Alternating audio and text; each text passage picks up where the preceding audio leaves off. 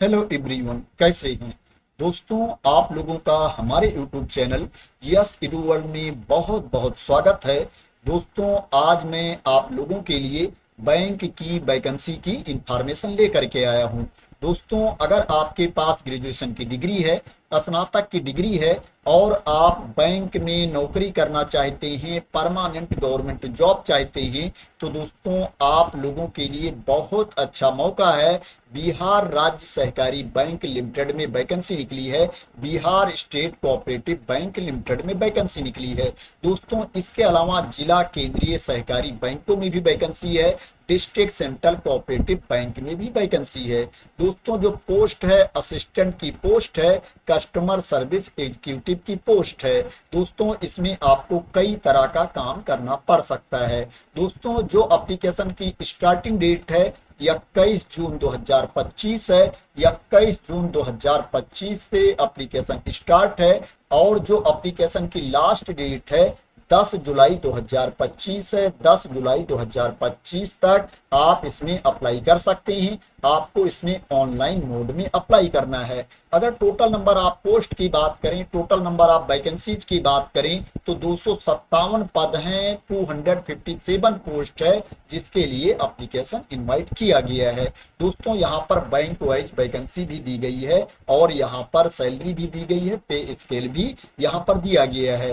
दोस्तों, Bihar state cooperative bank limited में vacancy है। इसमें जो टोटल नंबर आप पोस्ट है 57 है, 57 पद है। इसमें जो इनिशियल पे स्केल है 24,050 रुपए है। आरा सेंट्रल कोऑपरेटिव बैंक लिमिटेड में वैकेंसी है। इसमें जो टोटल नंबर आप पोस्ट है 30 है, 30 है। इसमें जो इनिशियल पे स्केल है 17,900 रुपए है। Aurangabad central cooperative bank limited में वैकेंसी है। इसमें जो टोटल नंबर आप पोस्ट है 18 है, 18 है। इसमें जो पे स्केल है 7200 रुपए है। बेगूसराय में वैकेंसी है, इसमें नंबर आप पोस्ट 10 है, 10 है। इसका जो पे स्केल है 17,900 रुपए है। भागलपुर में वैकेंसी है, इसमें जो टोटल नंबर आप पोस्ट है 29 है। इसमें जो पे स्केल है 17,900 रुपए है। गोपालगंज में वैकेंसी है, इसमें जो नंबर आप पोस्ट है 20 है। इसका जो पे स्केल है 17,900 रुपए है। Munger central cooperative bank limited में वैकेंसी है, इसमें जो नंबर आप पोस्ट है 25 है, 25 है। इसमें जो पे स्केल है 7200 रुपए है। Nalanda central cooperative bank limited में वैकेंसी है, इसमें नंबर आप पोस्ट 6 है, 6 है। इसमें जो पे स्केल है 17,900 रुपए है। Nawada central cooperative bank limited में वैकेंसी है, इसमें जो नंबर आप पोस्ट है 14 है, 14 है। इसमें जो पे स्केल है 11,765 रुपए है। Pataliputra central cooperative bank limited में वैकेंसी है, इसमें जो टोटल नंबर आप पोस्ट है 10 है, 10 है। इसमें जो पे स्केल है 17,900 रुपए है। Supaul central cooperative bank limited में वैकेंसी है, इसमें जो नंबर आप पोस्ट है 5 है, 5 पद हैं। इसमें जो पे स्केल है 7200 रुपए है। सासाराम में वैकेंसी है, इसमें जो नंबर आप पोस्ट है 28 है। इसमें जो पे स्केल है 17,900 रुपए है। Vaishali central cooperative bank limited में वैकेंसी है, इसमें जो टोटल नंबर आप पोस्ट है 5 है, 5 पद हैं। इसमें जो पे स्केल है 17,900 रुपए है। दोस्तों, यहाँ पर जो पे स्केल बताया गया है इतनी ही सैलरी आपको नहीं मिलेगी। दोस्तों, इसके बेसिस पर आपको सैलरी दी जाएगी। इसमें अदर अलाउंसेस भी जुड़ेंगे, अदर भत्ते भी जुड़ेंगे, तो इसमें दोस्तों आपको अच्छी खासी सैलरी मिलेगी। दोस्तों, ये परमानेंट पोस्ट है, परमानेंट गवर्नमेंट जॉब है। दोस्तों, बात करें कि इसके लिए आपके पास क्वालिफिकेशन क्या होना चाहिए, तो दोस्तों इसके लिए जो आपके पास क्वालिफिकेशन होना चाहिए, आपके पास ग्रेजुएशन की डिग्री होनी चाहिए, स्नातक की डिग्री होनी चाहिए। कोई भी स्नातक की डिग्री आपके पास होनी चाहिए।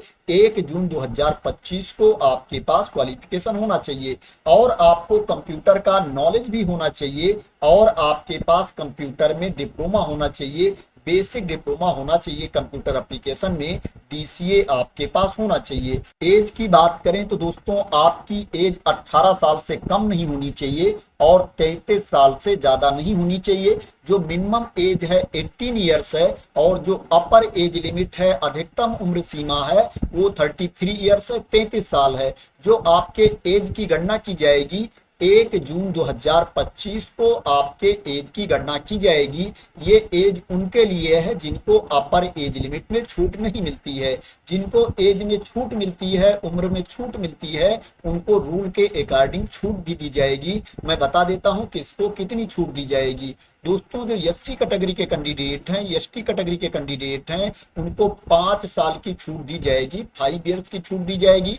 और जो एमबीसी कैटेगरी के कैंडिडेट हैं, डब्ल्यूबीसी कैटेगरी के कैंडिडेट हैं, बीसी कैटेगरी के कैंडिडेट हैं, उनको अपर एज लिमिट में 3 इयर्स की छूट दी जाएगी, अधिकतम उम्र सीमा में 3 साल की छूट दी जाएगी। और जो पीडब्ल्यूबीडी कैटेगरी के कैंडिडेट हैं, उनको अपर एज लिमिट में 10 साल की छूट दी जाएगी। अगर आप एससी एसटी कैटेगरी में आते हैं और आप पीडब्ल्यूबीडी कैटेगरी के कैंडिडेट हैं, तो आपको 15 साल की छूट दी जाएगी।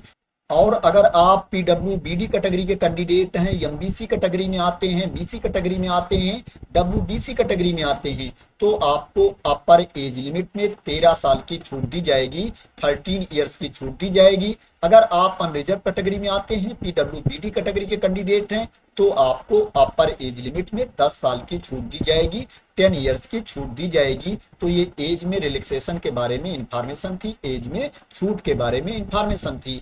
अब दोस्तों बात करते हैं इसमें आपका सिलेक्शन कैसे होगा।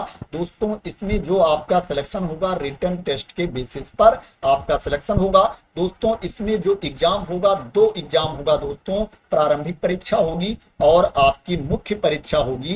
दोस्तों प्री एग्जाम होगा, प्रीलिमिनरी एग्जामिनेशन होगा और दोस्तों मेन एग्जाम होगा आपका। दोस्तों जो प्री एग्जाम होगा, प्रारंभिक परीक्षा होगी, इसमें दोस्तों आपसे 100 प्रश्न पूछे जाएंगे, 100 क्वेश्चन पूछे जाएंगे और उसके लिए आपको 100 मार्क्स दिया जाएगा, 100 अंक आपको दिया जाएगा। दोस्तों जो आपको टाइम दिया जाएगा पेपर देने के लिए, 1 घंटे का टाइम दिया जाएगा, 60 मिनट्स का आपको टाइम दिया जाएगा।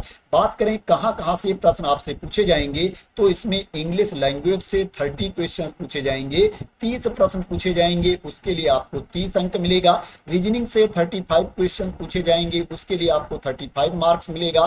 क्वांटिटेटिव एप्टीट्यूड से 35 क्वेश्चन पूछे जाएंगे, उसके लिए आपको 35 मार्क्स मिलेगा। 35 प्रश्न पूछे जाएंगे, 35 अंक आपको मिलेगा। टोटल आपसे 100 प्रश्न पूछे जाएंगे, उसके लिए आपको 100 अंक दिया जाएगा।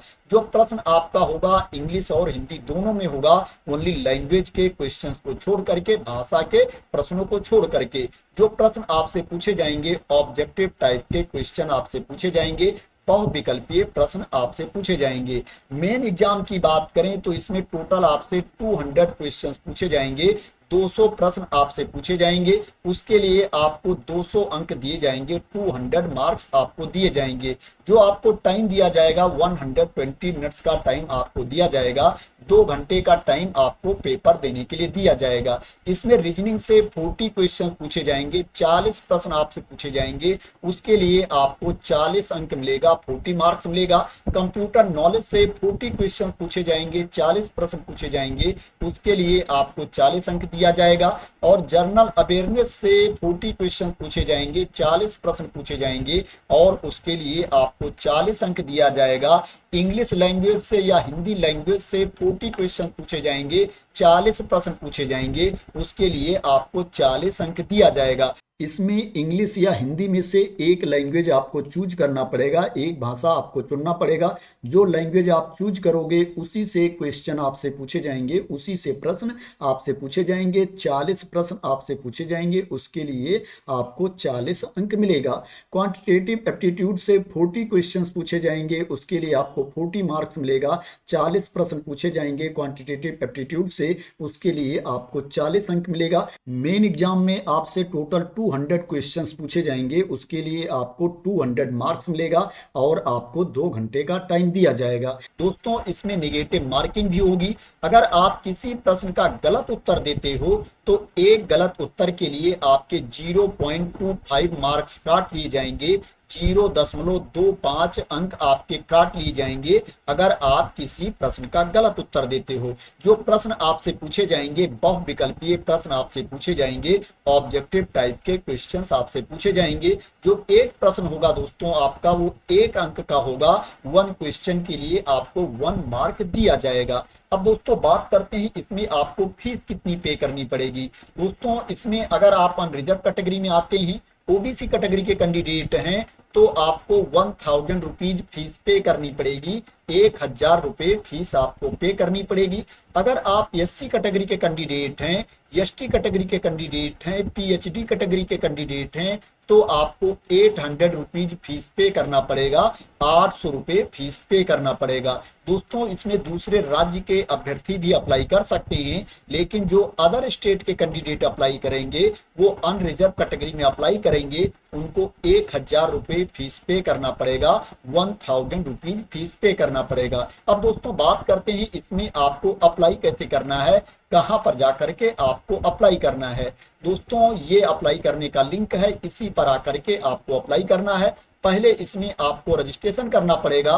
दोस्तों ये जो लिंक है इसको मैं अपने टेलीग्राम चैनल पर डाल दूंगा, दोस्तों वहां से आप लोग इस लिंक को कॉपी कर सकते हैं। प्लस अभी मैं बैंक की वेबसाइट पर भी आपको बता दूंगा कि कहां पर ये लिंक दिया गया है। दोस्तों जब ये लिंक आप ओपन कर लेंगे, पेज आप ओपन कर लेंगे, तो दोस्तों आप ऊपर देखेंगे यहाँ पर रजिस्ट्रेशन का ऑप्शन दिया गया है, click here for new registration. इसके ऊपर आपको क्लिक कर देना है। दोस्तों जब इसके ऊपर आप क्लिक कर देंगे तो आपके सामने रजिस्ट्रेशन वाला पेज ओपन होकर के आ जाएगा।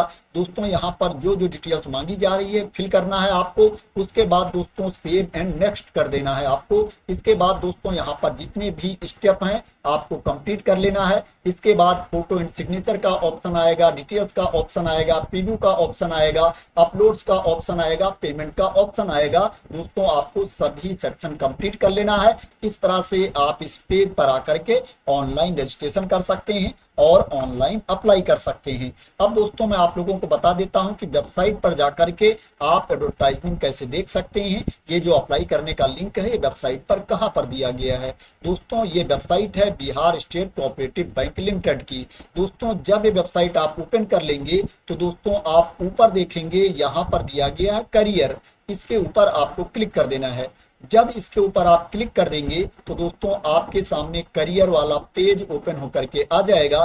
दोस्तों यहाँ पर आप देख सकते हो वैकेंसी के बारे में इंफॉर्मेशन दी गई है। Recruitment for the post of customer service associate CSA in the Bihar state cooperative bank limited यहाँ पर दिया गया है। दोस्तों यहाँ पर देखोगे नोटिस दी गई है। अगर इसके ऊपर आप क्लिक कर देंगे तो आपके सामने नोटिस ओपन होकर के आ जाएगी। इसमें शॉर्ट में इंफॉर्मेशन दी गई है। दोस्तों इसी के नीचे आप देखेंगे यहाँ पर दिया गया है click here to download application form. अगर इसके ऊपर आप क्लिक कर देंगे तो आपके सामने एडवर्टाइजमेंट ओपन होकर के आ जाएगा, जिसमें वैकेंसी के बारे में डिटेल में इंफॉर्मेशन दी गई है। और दोस्तों यहीं पर आप नीचे देखेंगे यहाँ दिया गया है click here to apply online, इसके ऊपर आपको क्लिक कर देना है। दोस्तों जब इसके ऊपर आप क्लिक कर देंगे तो आपके सामने अप्लाई करने वाला पेज ओपन होकर के आ जाएगा। तो दोस्तों ये बिहार राज्य सहकारी बैंक लिमिटेड में वैकेंसी निकली है तथा 12 जिला केंद्रीय सहकारी बैंकों में वैकेंसी निकली है। जो टोटल नंबर ऑफ पोस्ट है दोस्तों 257 है, 257 पोस्ट है। और जो पद है दोस्तों सहायक का पद है, असिस्टेंट की पोस्ट है। दोस्तों आशा करते हैं कि आप मेरे द्वारा दी गई इंफॉर्मेशन से सेटिस्फाई होंगे और ये वीडियो आपको पसंद आई होगी। दोस्तों अगर आपको वीडियो पसंद आई हो और आपको वैकेंसी के बारे में क्लियरिटी मिल गई हो तो दोस्तों आप लोग इस वीडियो को लाइक कर देना, शेयर कर देना और मेरे चैनल को सब्सक्राइब ना किया हो तो सब्सक्राइब कर लेना। इसी तरह की इंपॉर्टेंट अपडेट के लिए, इंफॉर्मेशन के लिए, वैकेंसी की न्यूज के लिए। तो थैंक यू सो मच दोस्तों फॉर वॉचिंग।